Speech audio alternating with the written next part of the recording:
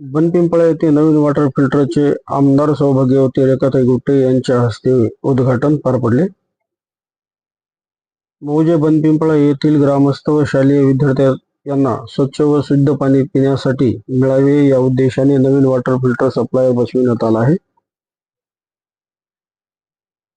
या वॉटर फिल्टरचे नुकतेच सौ रेखाताई रत्नाकररावजी गुट्टे यांच्या हस्ते नुकतेच उद्घाटन पार पडले असून यावेळी गावातील ग्रामस्थांनी स्वच्छ सुंदर आणि शुद्ध पाणी उपलब्ध झाल्यामुळे पाण्यासंबंधी आरोग्य समस्या कमी होण्यास मदत होणार आहे व गावाला पिण्याचे शुद्ध आणि स्वच्छ पाणी नियमितपणे मिळणार असल्याने त्याचे स्वागत गावकऱ्यांनी केले आहे.